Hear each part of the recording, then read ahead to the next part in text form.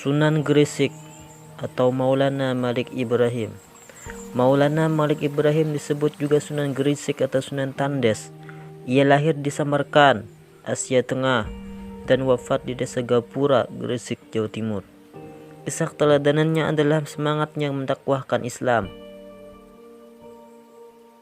Sunan Gresik banyak membela rakyat Jawa yang tertindas oleh Majapahit. Ia juga mengajarkan cara-cara bercocok tanam. Sunan Ampel atau Raden Rahmat. Sunan Ampel atau Raden Rahmat dianggap sebagai sesepuh oleh para wali lainnya. Makam Sunan Ampel terletak di dekat Masjid Ampel, Surabaya. Kisah keteladanannya yang menarik adalah ketika Sunan Ampel berdakwah kepada Prabu Brawijaya. Meskipun akhirnya tidak memeluk agama Islam, Prabu Brawijaya terkesan dengan ajaran agama Islam sebagai ajaran budi pekerti yang mulia. Sunan Ampel mengajarkan falsafah moh 5 atau 5M. Yang dimaksud dengan moh 5 adalah tidak mau melakukan 5 perbuatan tercela, yaitu 1. Main atau berjudi, 2. Ngombe atau mabuk-mabukan, 3. Maling atau mencuri, 4. Madat atau menghisap candu atau ganja, 5. Madon atau berzina. Sunan Bonang atau Makhdum Ibrahim. Sunan Bonang adalah putra Sunan Ampel dan sekaligus muridnya. Ia wafat pada tahun 1525.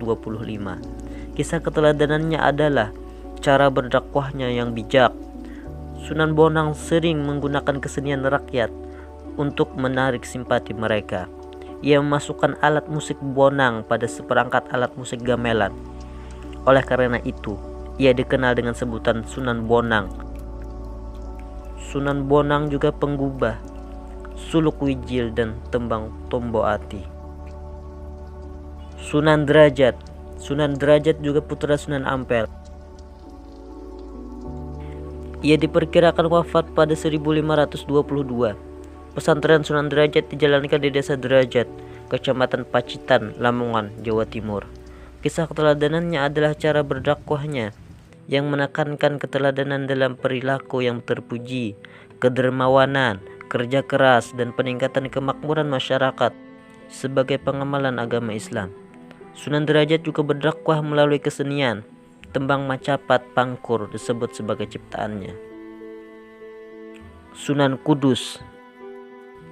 Sunan Kudus adalah putra Sunan Gundung atau Raden Usman Haji.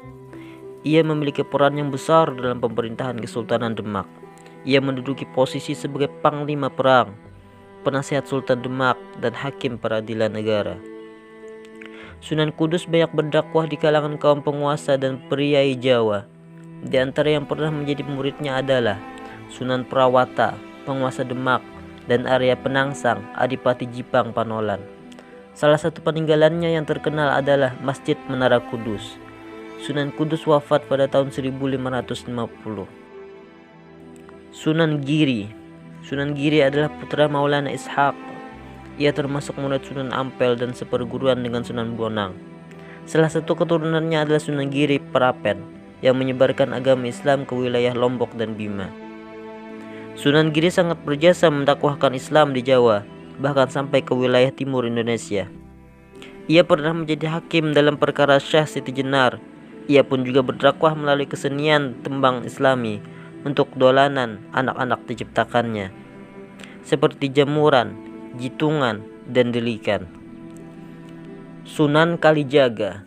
Sunan Kalijaga adalah putra Adipati Tuban yang bernama Tumenggung Wilatikta atau Raden Sahur atau Sayyid Ahmad bin Mansur atau Syekh Subakir. Ia adalah murid Sunan Bonang.